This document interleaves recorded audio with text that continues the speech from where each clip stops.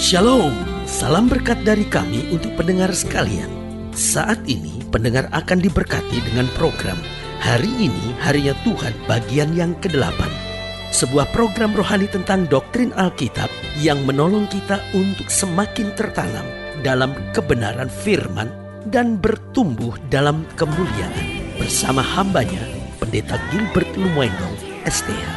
Banyak orang merasa doktrin Alkitab sebagai sesuatu yang membingungkan. Tetapi tahukah saudara bahwa doktrin Alkitab intinya adalah memahami Alkitab dengan benar, dengan pemahaman yang sistematis, sehingga kita terus dapat tertanam di dalam kebenaran firman, sehingga kita terus bertumbuh di dalam kemuliaan Allah.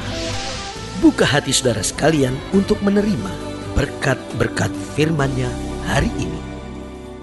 Apapun yang Tuhan kerjakan dan Tuhan janjikan dalam hidup ini adalah sebuah kepastian. Contohnya, Dia pasti dalam mengampuni dosa kita. Alkitab bilang, walaupun dosamu merah seperti kermizi, akan diputihkan seperti salju. Sebuah kepastian. Alkitab tidak bilang, walaupun dosamu merah seperti kermizi, aku usahakan seputih-putihnya kalau bisa. Tapi kalau nggak bisa, ya mau diapain, ya kan? No, Dia dalam mengampuni dosa kita itu pasti. Artinya kalau kita bertobat sungguh-sungguh, kalau kita berseru kepada Tuhan dengan sungguh-sungguh, kalau kita bertobat dan kembali kepada Tuhan dengan sungguh-sungguh, maka saudaraku yang kasih dalam Tuhan, Dia mengampuni kita. Alkitab berkata, kalau kita mengaku dosa kita, Allah itu setia dan adil, dan Dia akan mengampuni kita dari segala kejahatan kita. Artinya hidup Kristen bukan lagi hidup yang terus dengan rasa bersalah. Boleh saja hari kemarin kita punya kegagalan, kita punya kesalahan. Mungkin saudara berkata, pendeta dulu saya pernah aborsi loh pendeta, tapi saya sekarang benar-benar bertobat, saya benar-benar datang cari Tuhan. Apakah Tuhan masih mengampuni? Tuhan bukan cuma ngampunin, Tuhan sudah melupakan kesalahan kita. Asal saja kita berani, tidak lagi nengok ke belakang, memandang ke depan. Rencana Allah sempurna dalam hidup kita. Ingat, yang pertama, Dia pasti dalam mengampuni dosa. Yang kedua, Dia pasti dalam menyertai keseharian kita. Karena Alkitab berkata, Dia akan disebut Immanuel, Allah yang menyertai kita. Yesus sebelum naik ke sorga berkata, aku naik ke sorga, aku tidak meninggalkan kamu sebagai tim piatu. Aku akan memberi seorang penolong lain yang akan menyertai kamu selama-lamanya. Artinya apa? Dia pasti dalam menyertai kita. Karena waktu Dia naik ke sorga, Dia berkata apa? Yesus berkata dengan tegas, aku akan menyertai engkau sampai kesudahan alam. Oh haleluya. Bahkan Alkitab berkata, sampai masa putih rambutmu, aku Tuhan yang menggendong kamu terus. Haleluya. Jadi ingat, Dia pasti dalam mengampuni dosa, Dia pasti dalam menyertai kehidupan kita setiap hari. Dan yang ketiga, Dia pasti dalam menolong dan memberi kemenangan. Artinya ketika kita dalam bahaya, ketika kita menghadapi masa-masa yang sukar, kita gak pernah perlu khawatir. Karena apa? Karena Dia akan menolong kita. Dan bukan hanya Dia menolong biasa dan berusaha baik-baiknya, Dia nolong dan Dia jamin kemenangan buat kita. Makanya Alkitab berkata, di dalam Kristus kita lebih daripada orang-orang yang menang. Mungkin hari-hari ini engkau sedang menghadapi masa-masa yang sukar. Sebagai hamba Allah, saya hanya mau ingatkan, jangan kecil hati, jangan takut, jangan khawatir. Kenapa? Karena Dia bisa memberi kemenangan bagi kita tepat pada waktunya. Dan yang keempat, saya pelajari, haleluya, bahwa Dia Allah kita memberi kepastian. Dia pasti dalam memberi yang terbaik dalam hidup kita. Alkitab bilang apa? Singa muda boleh merana kelaparan, tapi orang yang berharap kepada Tuhan tidak pernah kekurangan sesuatu yang baik. Karena itu Alkitab dengan tegas berkata, Tuhan tidak pernah beri batu untuk anak-anaknya yang minta roti. Saudaraku yang kasih dalam Tuhan, Allah kita adalah Allah yang memberi kepastian buat kita. Haleluya. Selamat datang dalam program kita hari ini, Harinya Tuhan. Sebuah program rohani yang kembali mengingatkan kepada kita betapa pentingnya kita menjadikan firman Tuhan sebagai dasar keseharian hidup kita. Karena selama kita menjadikan firman Tuhan sebagai dasar keseharian hidup kita, langkah-langkah ke depan kita penuh dengan kepastian, kemenangan, berkat, mujizat, dan perkara-perkara besar. Haleluya. Dan dalam program ini kita akan membahas tentang satu kata yang sering kali dipakai oleh banyak orang, yaitu moga-moga, ya kan? Orang berkata, ya moga-moga Tuhan tolong ya moga-moga bisa berhasil, ya moga-moga bisa diberkati oleh Tuhan. Wah saudara, moga-moga seperti kayak nggak pasti. Nah, saya percaya bahwa di dalam Kristus yang ada kepastian.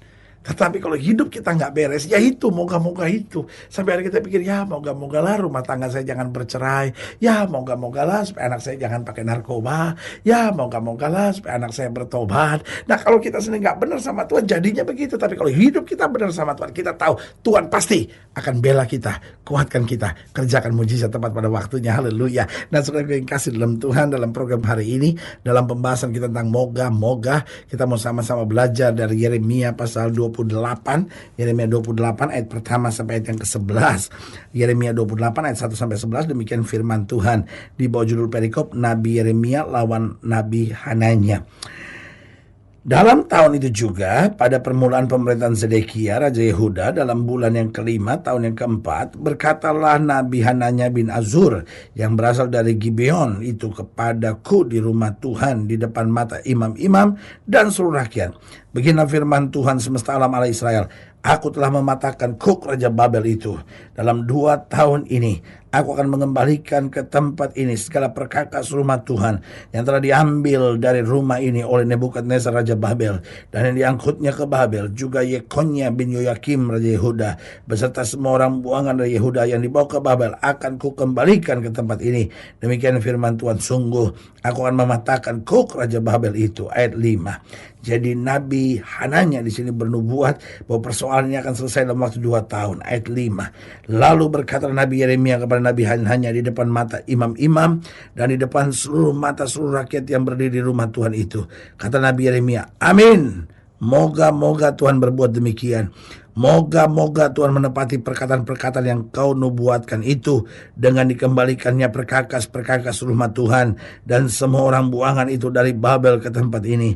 Hanya dengarkanlah, hendaklah perkataan yang akan kukatakan ke telingamu dan ke telinga seluruh rakyat ini.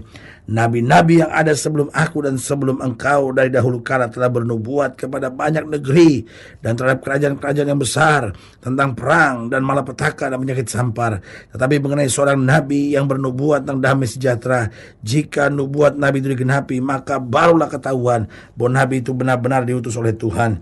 Kemudian Nabi Hananya mengambil gadar itu daripada teguk Nabi Yeremia lalu mematahkannya. Berkatalah Hananya di depan mata seluruh rakyat itu, beginilah firman Tuhan, dalam 2 tahun ini, begitu jugalah aku akan mematahkan Kuk Nebukadnezar Raja Babel itu daripada tengkuk segala bangsa. Tapi pergilah Nabi Yeremia dari sana. Saudaraku yang kasih dalam Tuhan, Nabi Yeremia sudah bernubuat 70 tahun, tapi Nabi Hananya bernubuat 2 tahun. Oh, dengan sedikit mengejek. Kemudian Yeremia berkata, moga-moga Tuhan mendengarkan. Tetapi Yeremia memberitahu itu nubuat yang keliru. Saudaraku yang kekasih dalam Tuhan, ini yang menjadi persoalan. Apa yang seringkali membuat kelihatannya kok pertolongan Tuhan, kok firman Tuhan kelihatannya moga-moga, kelihatannya nggak pasti, kok belum kita raih. Nah yang pertama, kalau kita hidup dalam dosa, Alkitab bilang bukan tangan Tuhan kurang panjang, bukan telinganya nggak sanggup dengar, tapi yang menjadi jurang penghambat kamu dengan Allahmu,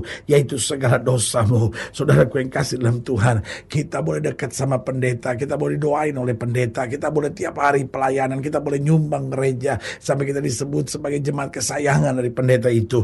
Tapi kalau kita masih hidup dalam dosa, saudaraku yang kasih dalam Tuhan, kita nggak bisa lihat pertolongan Tuhan. Makanya kita bingung, kenapa kok rumah tangga nggak selesai-selesai masalahnya, kenapa urusan anak-anak kok terus begini, kenapa ekonomi jatuh bangun.